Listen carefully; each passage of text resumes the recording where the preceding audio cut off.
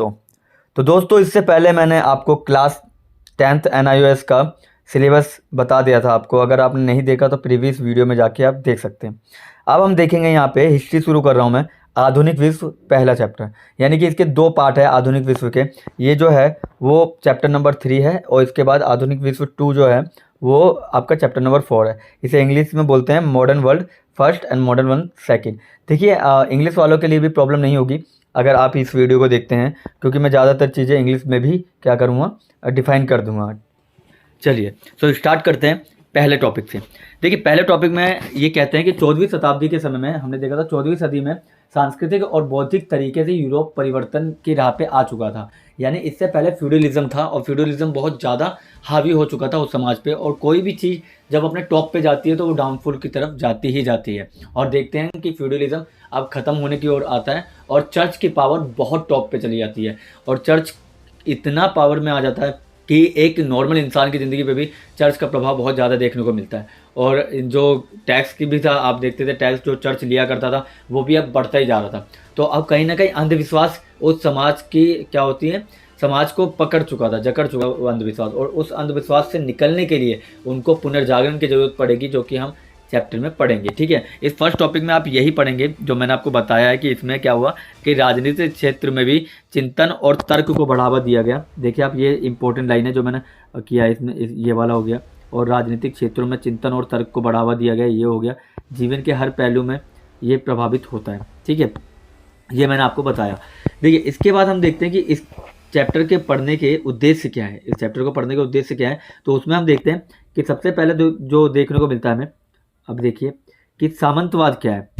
ठीक है, सामंतवाद के पतन के प्रभाव जानेंगे, पुनर्जागरण का अर्थ जानेंगे, उसकी विशेषताएं जानेंगे, सुधार और उसके प्रभाव के कारण बताएंगे, विज्ञान के विकास में उल्लेख देखेंगे। ठीक है, और इसी बीच में हम वैज्ञानिक खोज भी देखेंगे और समुद्री यात्राओं की व्याख्या भी देखेंगे। इसके अलावा यूरोप और शेष विश्व में, ठीक है, औद्योगिक क्रांति का उल्लेख करेंगे। अमेरिकी क्रांति और फ्रांसीसी क्रांति भी हम इसी चैप्टर में देखने वाले हैं। इसके अलावा जर्मनी, इटली का राष्ट्रीयकरण और समाजवादी विचार और रूसी क्रांति, ये सब हम इसी चैप्टर में पढ़ने वाले हैं। तो चलिए स्टार्ट करते हैं पहले टॉपिक के साथ। देखिए फर्स्ट टॉपिक जो है हमारे सामने वो है सामंतवाद के पतन के प्रभाव।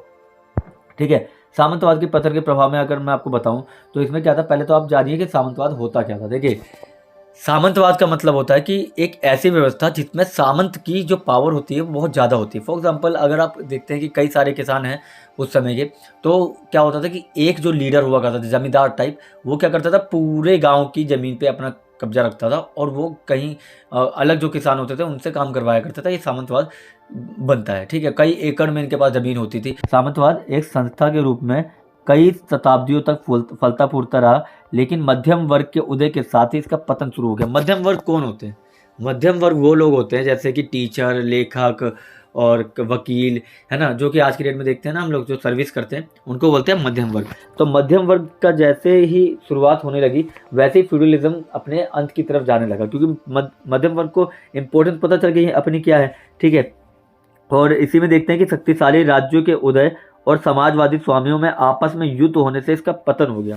ठीक है, इसी बीच में नगरों का उत्थान भी शुरू हो गया, शहरों का उत्थान शुरू हो गया, है ना। और इसके अलावा आप देखते हैं कि क्योंकि लोग कहीं भी आने जाने के लिए, कोई भी व्यवसाय करने के लिए स्वतंत्र थे, तो अब लोग सिर्फ गाँव तक ही सीमित नहीं रह गए। क्योंकि फेडरलिज्म कहाँ था, फ्यूडलिज्म गांव में ज़्यादातर देखने को मिलता था, क्योंकि वहाँ पे एकड़ में ज़मीन हुआ करती थी किसी के पास, और वो आम किसानों से काम करवाया करता था, है ना।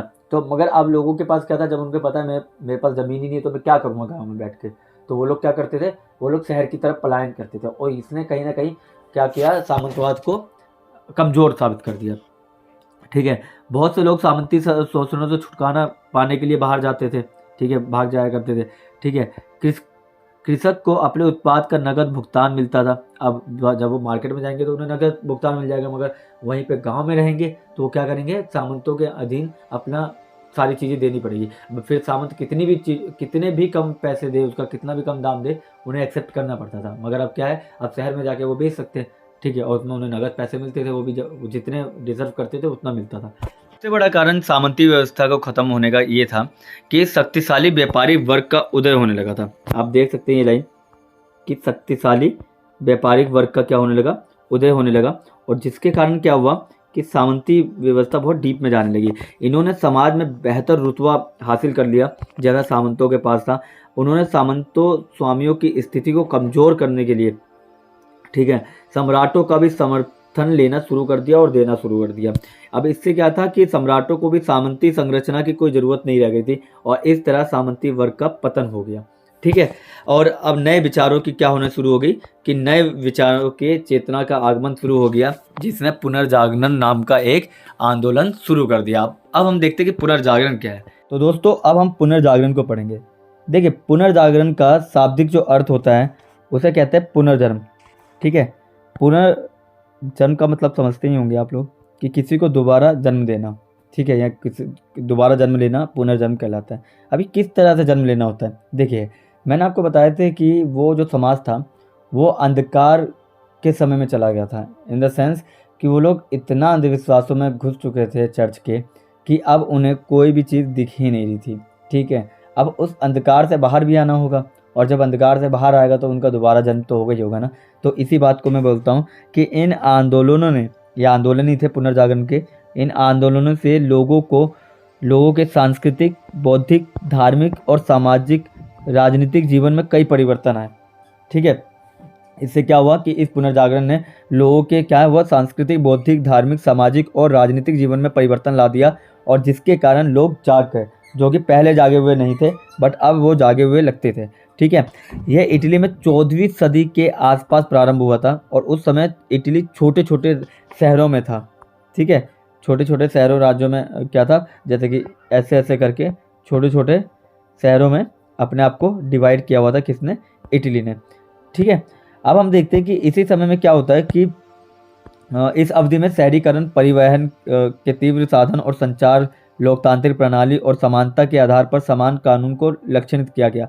यानी कि इसके साथ साथ लोगों ने अपने डेवलपमेंट के लिए शहरीकरण का रुख किया, परिवहन शुरू किया, लोकतांत्रिक प्रणाली को रखा अपने साथ और संचार भी शुरू हुआ, ठीक है। इस कारण क्या हुआ कि जो 14वीं शताब्दी में ये जो पुनर्जागरण चल रहा था इसे डेवलप किया उस समाज को, ठीक है।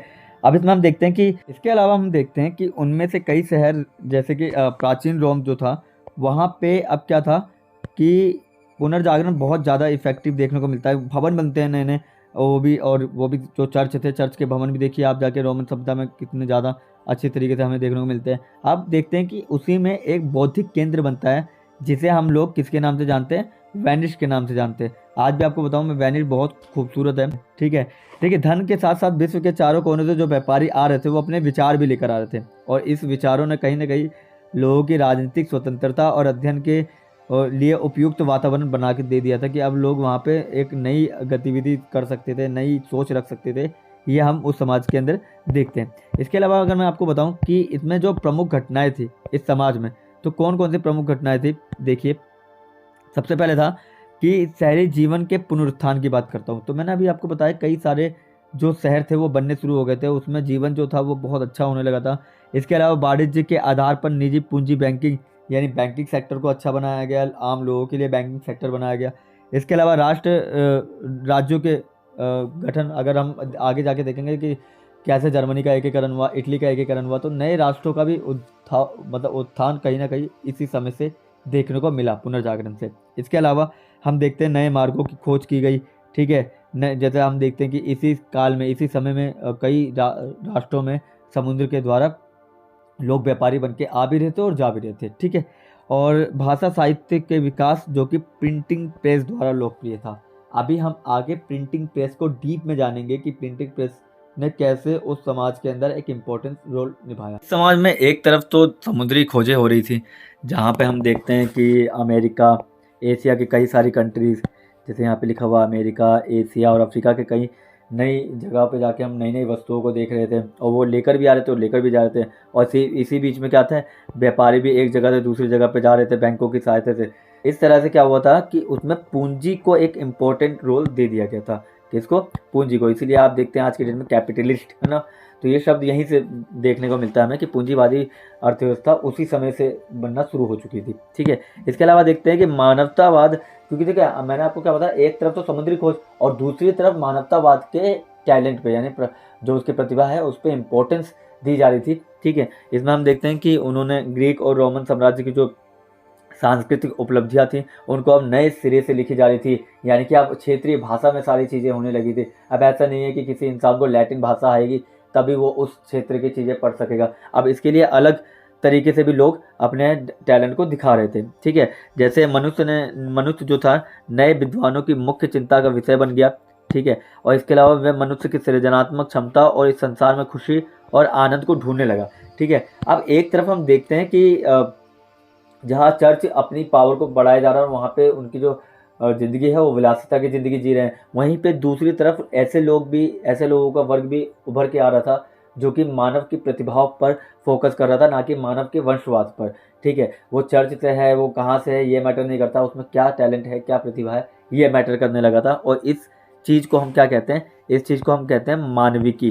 क्या कहते हैं इसको? मानविकी। देखिए आपको बार बार आएगा ये मानविकी, इंग्लिश में बोले तो ह्यूमनिज्म। ह्यूमनिज्म का मतलब होता है कि आप किसी भी इंसान के टैलेंट को इम्पोर्टेंस देते हैं, ना कि वो कौन है, उसका वंश क्या है, इस चीज़ पे फोकस नहीं करते हैं। ठीक है, इसके अलावा हम देखते हैं कि मानवतावाद के बाद क्या हुआ कि कला और साहित्य बहुत ज़्यादा डेवलप हुआ।